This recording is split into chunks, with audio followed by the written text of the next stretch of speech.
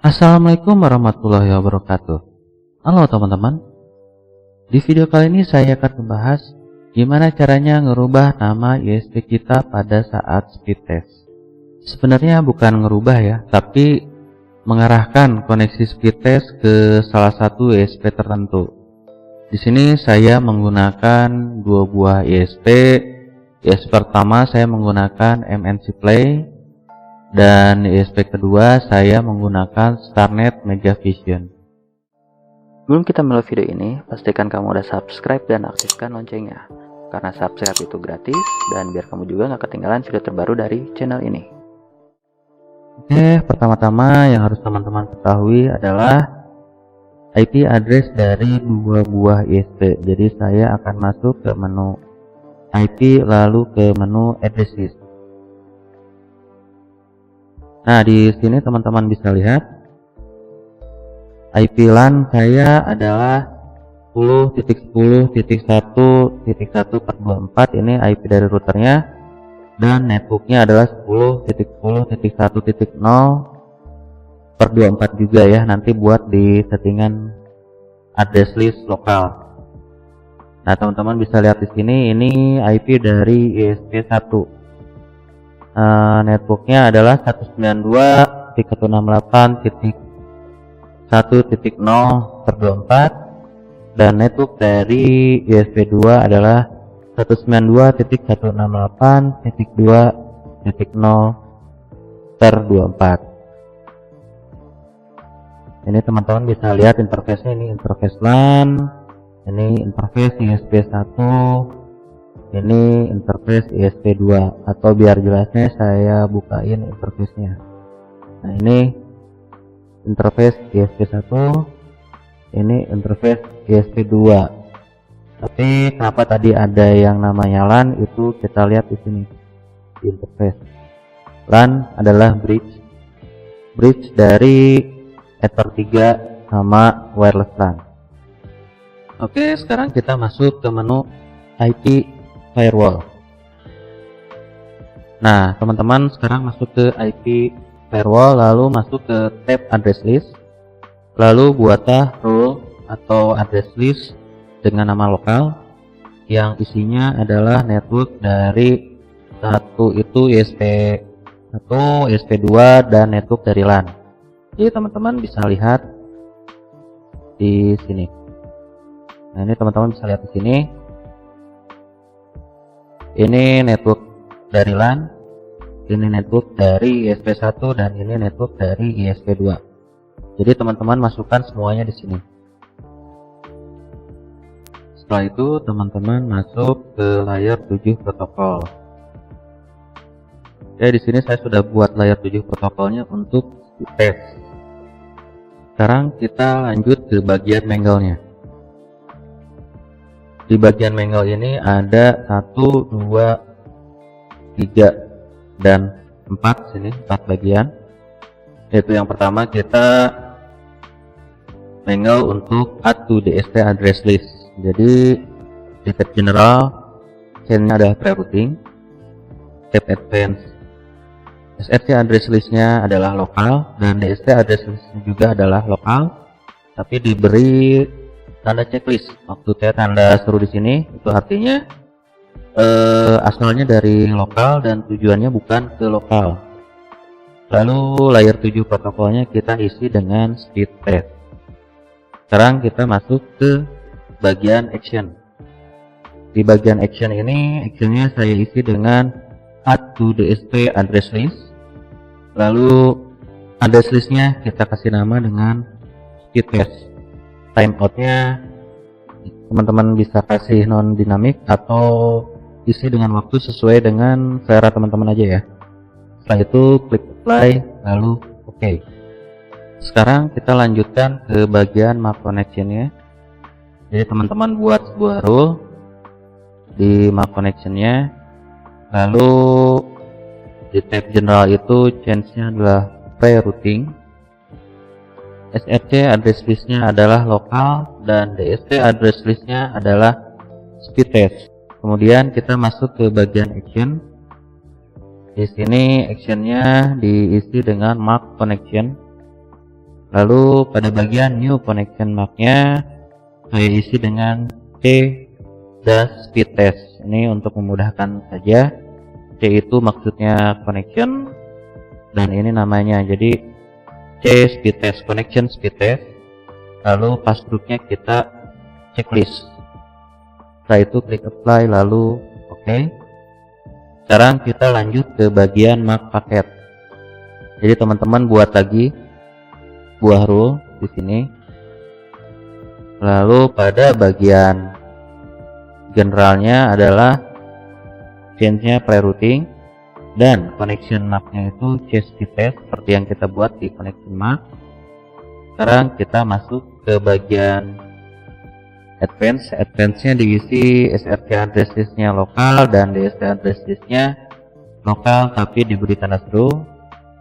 Setelah itu pada bagian actionnya kita isi dengan mark paket dan new paket mark-nya kita masukin ke PISP1. Maksudnya adalah paket ISP1. Ini kalau kita mau masukin ke ISP1 atau kalau mau kita arahin ke ISP2 kita pilih yang PISP2. Sekarang kita lanjut lagi ke bagian mark routing. Di sini saya ada 2 buah mark routing.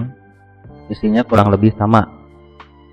Jadi pada tab general, change-nya adalah pre-routing, in interface-nya adalah LAN.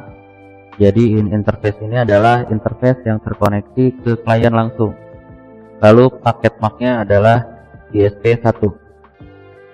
Sekarang kita masuk ke bagian actionnya adalah mark routing dan new routing mark-nya saya kasih nama RISP1. Setelah itu teman-teman klik apply lalu oke. Dan sekarang kita lihat yang mark routing yang kedua ya. Nah ini mark routing yang kedua. Jadi semuanya sama kecuali bagian paket mark-nya. Paket mark-nya itu adalah PISP2 dan pada new routing mark-nya adalah RISP2. Nah ini kita bandingkan biar teman-teman nggak bingung. Kita mulai dari yang general. Teman-teman lihat perbedaannya.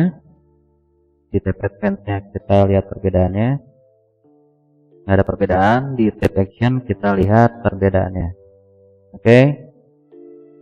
Setelah itu kita klik apply lalu oke.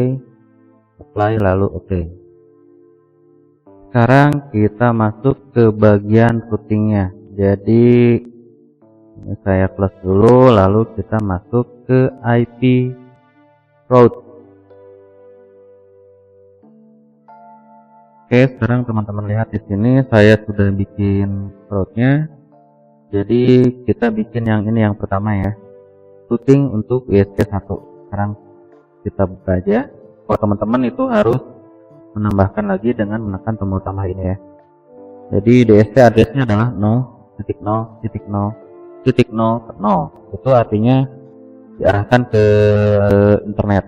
Sekarang gateway-nya masukkan IP address dari modem ISP1, lalu tanda persen, kemudian masukkan nama interface-nya dari ISP1. Tapi yang persen ISP1 ini nggak wajib ya. Sekarang teman-teman isikan distance-nya itu menjadi 1 dan routing mark-nya RISP1. Setelah itu klik apply lalu oke. Nah sekarang kita bikin routing untuk ke ISP2-nya. Jadi teman-teman tambahkan role-nya di sini, lalu diisi seperti ini.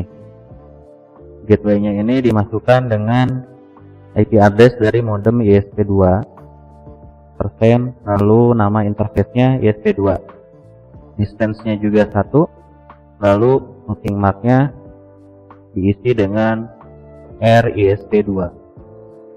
Setelah itu klik apply lalu oke. Sekarang kita masuk ke failover-nya. Jadi failover-nya ada di sini. Teman-teman tambahkan lagi sebuah rule baru, lalu diisi seperti ini. Nah, untuk routing mark RISP1 kita masukkan IP address dari modem ISP2 dan nama interface ESP2. Sedangkan routing MAC yang kedua, ini failover routing MAC yang kedua. Untuk routing MAC ESP2 failovernya kita masukin IP address dari modem ESP1 dan nama interface ESP1. Lalu jangan lupa distance-nya kita isi 2. Jadi distance ini harus lebih besar dari distance yang utama di sini. Nah, setelah itu kita bikin load balance-nya. Di sini load balance-nya distance yang itu adalah 3. Jadi harus lebih besar dari failover dan routing yang utamanya ya. Lalu teman-teman isikan seperti ini saja.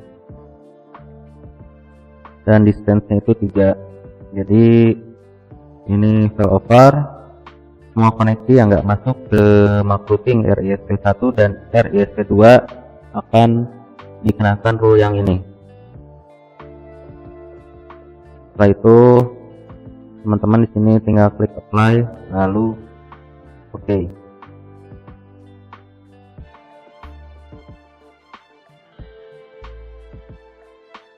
Sekarang kita cek dulu di sini di MAC paketnya yang speed test ini masuk ke ISP mana. Di sini speed test itu masuk ke ISP1. Itu artinya namanya harus MNC Play. Karena ISP1 saya gunakan modem MNC Play dan ISP2 saya gunakan modem Starnet Megavision.